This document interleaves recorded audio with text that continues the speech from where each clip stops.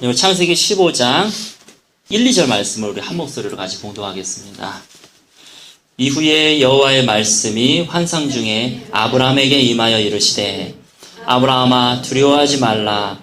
나는 내 방패요 너의 지극히 큰 상급이니라. 아브라함이 이르되 주 여호와여 무엇을 내게 주시려 하나이까? 나는 자식이 없사오니 나의 상속자는 이 다메섹 사람 엘리에셀이니이다. 하나님이 아브라함이 75세 때 약속을 했어요.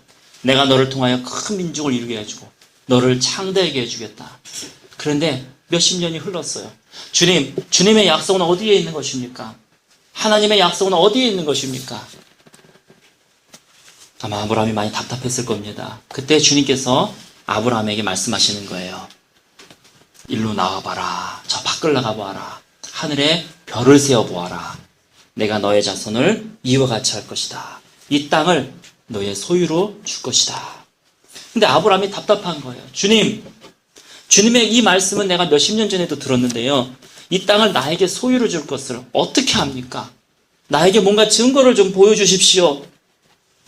이럴 때 주님께서 이 아브라함과 언약식을 맺어요. 내가 약속을 지킬 것이다. 언약식을 맺습니다. 옛날 이 고대 시대 때 주전 2000년 전후 시대 때의 언약식은 이렇습니다. 동물을 소나 양이나 돼지든 간에 비둘기든 간에 새든 간에 반으로 탁 자릅니다. 세로로 자르요. 그 다음에 이 두 가를 딱 자르면은 뼈도 그렇고 반쪽이잖아요. 피가 질질질질 흘러내립니다. 반드시 피가 보여야지 돼요. 그래서 이 두 개를 딱 가운데다 마주보게 하고 그 사이에 언약을 하는 두 사람이 지나갑니다. 그래서 너가 만약에 이 언약을 어기면 내가 너를 반으로 쪼개겠다. 그런 뜻이에요. 반드시 언약을 지켜라 이런 얘기입니다. 이 언약식은 무시무시한 언약식입니다. 주님께서 9절에 보면은요 이렇게 쓰여져 있어요.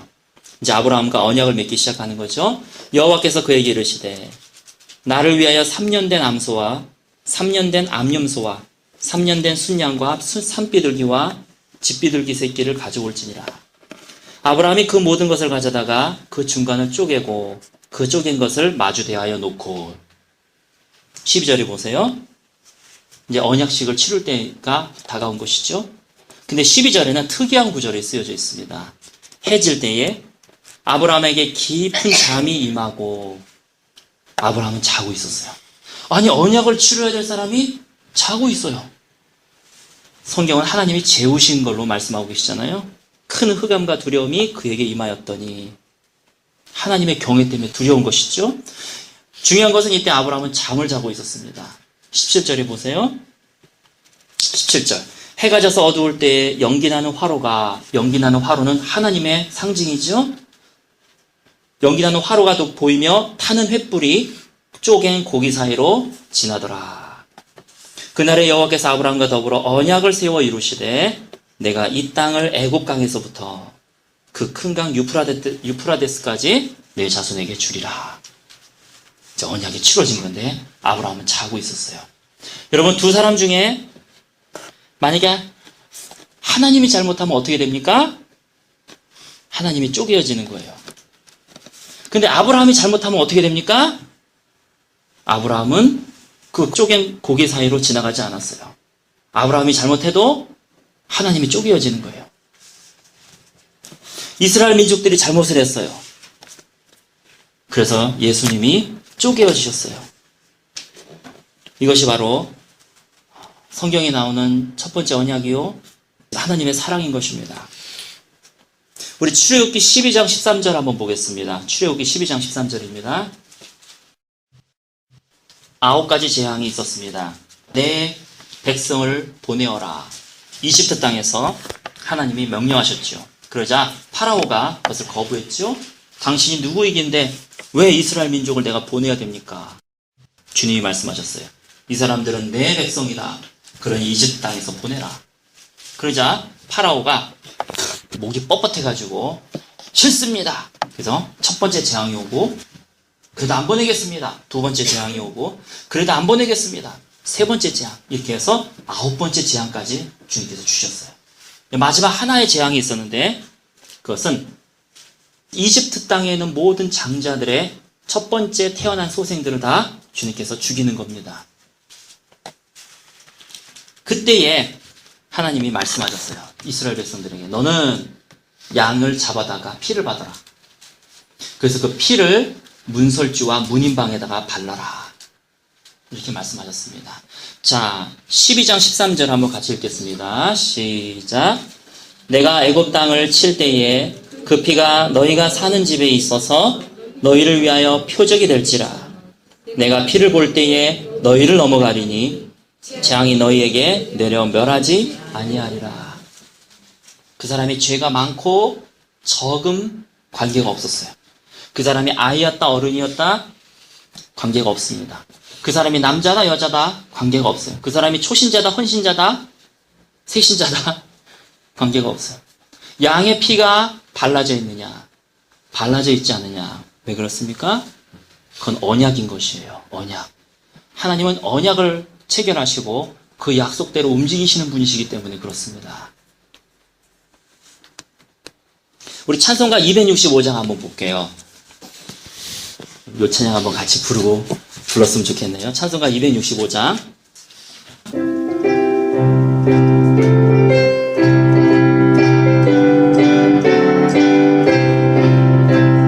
주신 자를 지심으로 죄인을 구속하셨으니 그 피를 믿고 믿는 자는 주의 진노를 면하겠네. 내가 그 피를 유월절 그 안에 피를 볼 때 내가 널 넘어서가리라.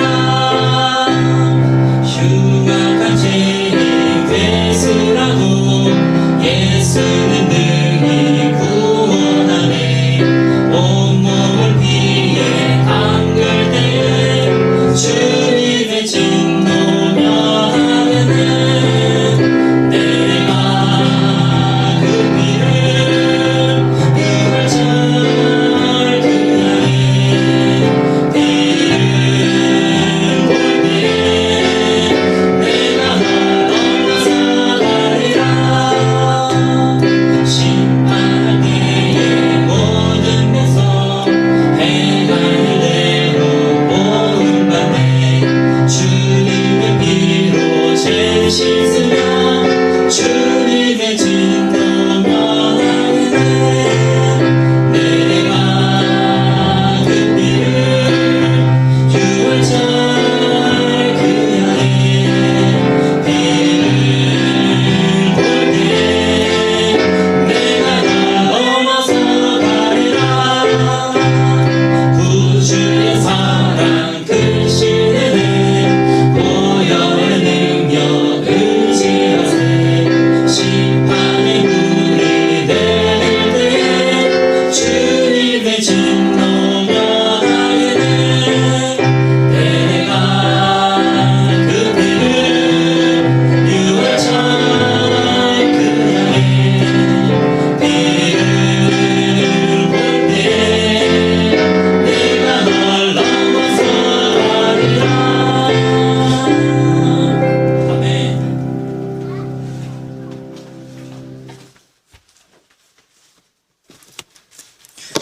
바로 이 피는 언약에 큰 능력이 있는 것입니다.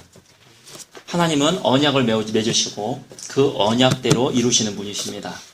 너희가 피가 있느냐? 네가 피를 붙드느냐? 피를 붙들지 않느냐? 그것이 삶과 죽음을 판가름했었어요.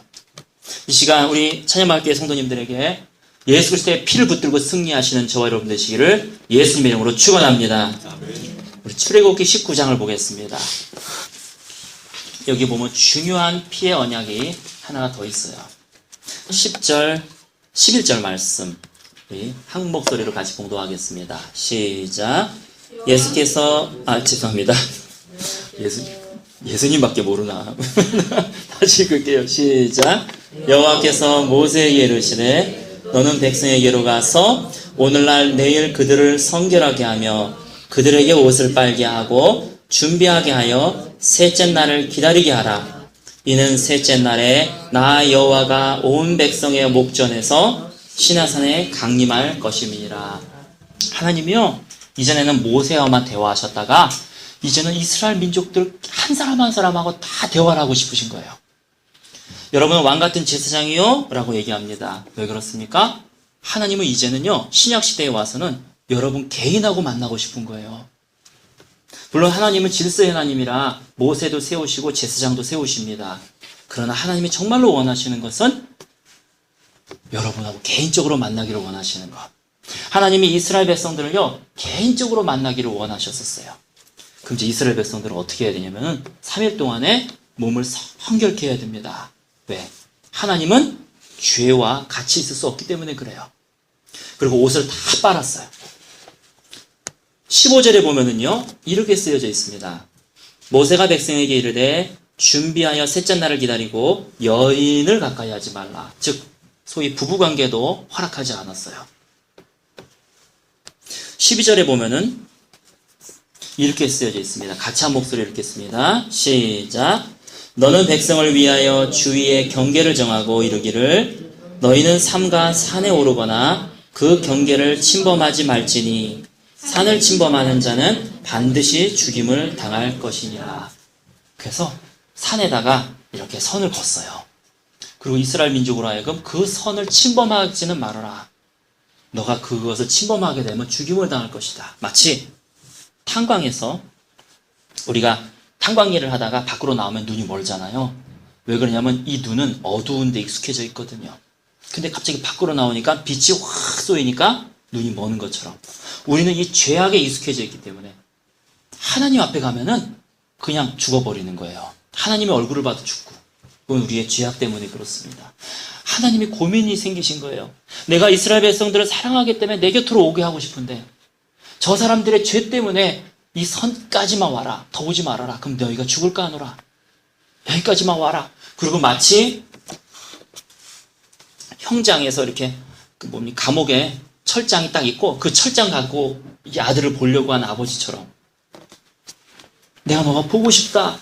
그런데 이 선으로 넘어오면 너가 죽어. 그러니까 경계를 정하라. 이렇게 말씀하고 계시는 것입니다.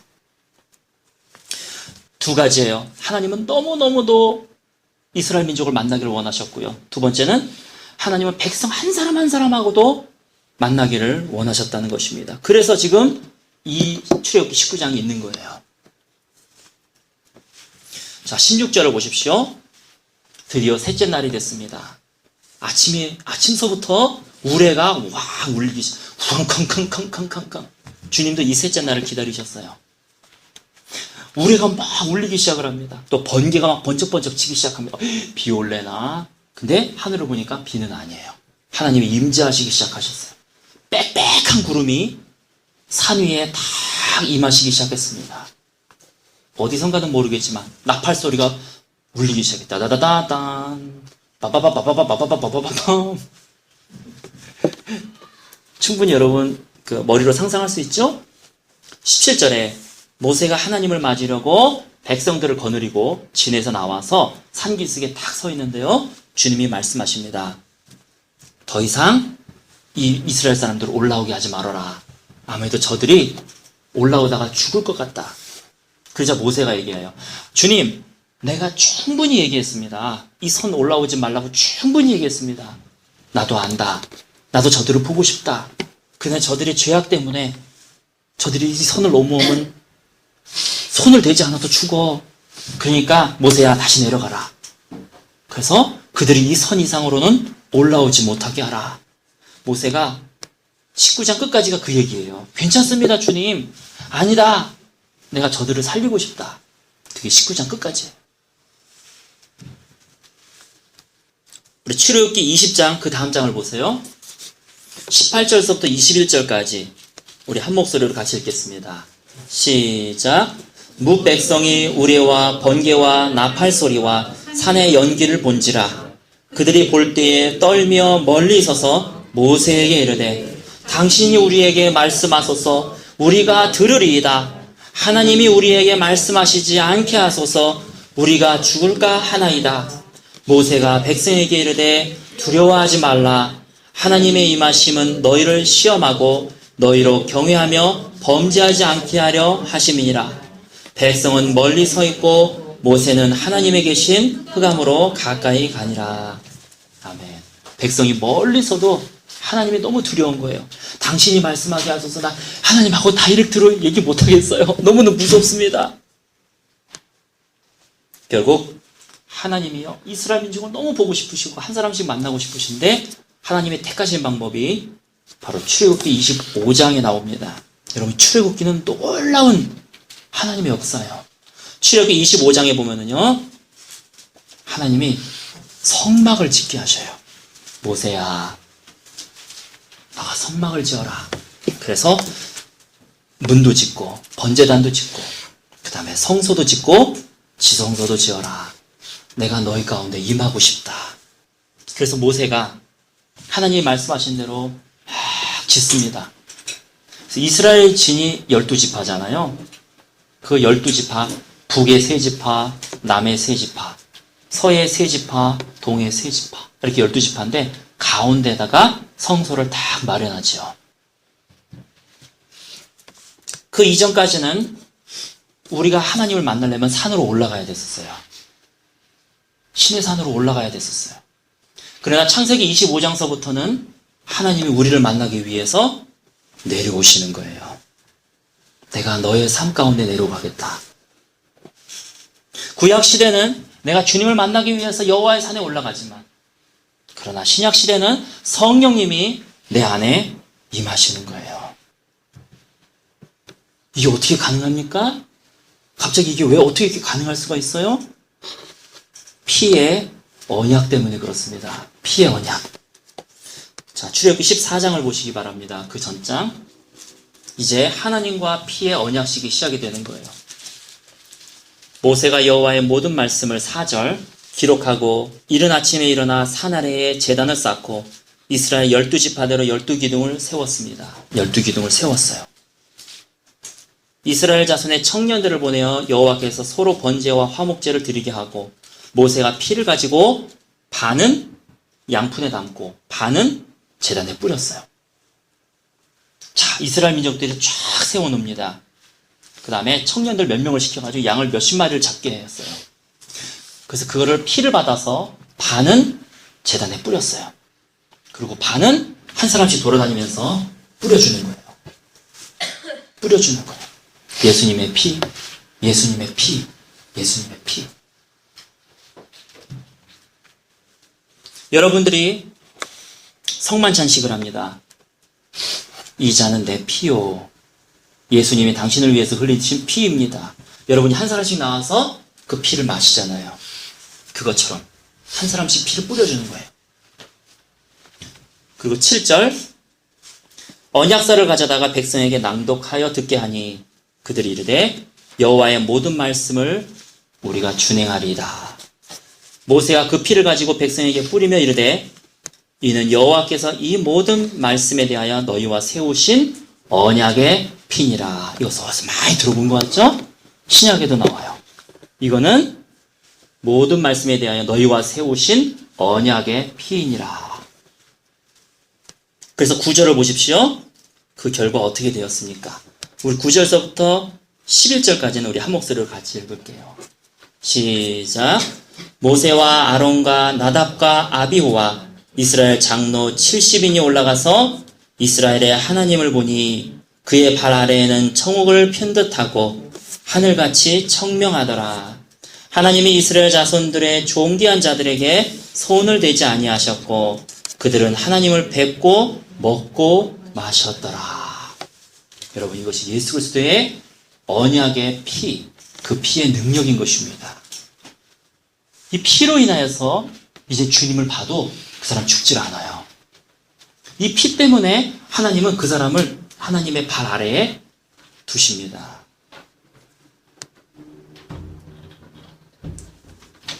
성경에 써있는 모든 약속들은 예수님의 보혈로 인해서 체결된 것이에요. 우리 마지막으로 고린도전서 하나 보겠습니다.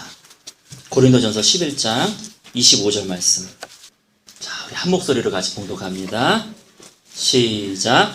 식후에 또한 그와 같이 잔을 가지시고 이르시되 이 잔은 내 피로 세운 새 언약이니 이것을 행하여 마실 때마다 나를 기념하라 하셨으니. 아멘.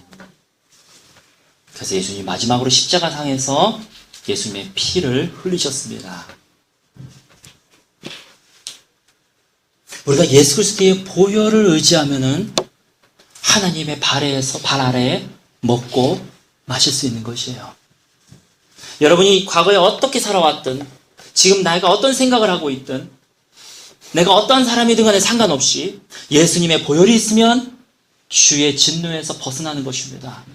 예수님의 보혈을 붙드는 자, 예수님의 보혈을 붙들고 내 마음속에 간직하는 자, 그리고 예수님의 보혈을 의지해서 주님 앞에 나아가는 자는 하나님이 한 사람도 노하지 아니하시고 다 맞아주시는 것입니다. 여러분 이제 잘 들으세요.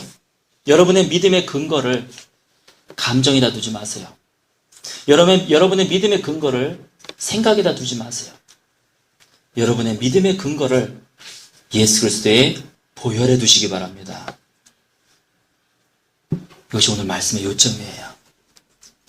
여러분은 모든 은혜의 기초는 여러분에게서부터 나오는 것이 아니라 우리와 언약을 맺으신 예수님의 보혈로부터 주님께서 움직이시는 것입니다.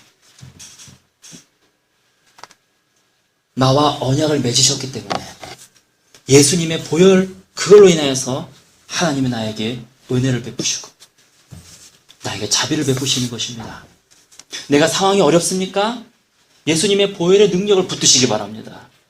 예수님의 보혈을 붙들고 계세요. 주님, 내가 이 보혈을 붙들고 있습니다.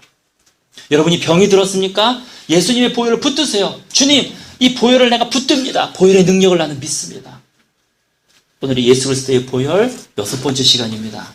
첫 번째, 두 번째, 세 번째, 네 번째, 다섯 번째, 그 보혈의 능력을 쭉 말씀을 드렸어요. 하나님은 예수 그리스도의 보혈 때문에 우리와의 언약으로 인해서 우리에게 큰 은혜와 자비를 베푸실 것입니다.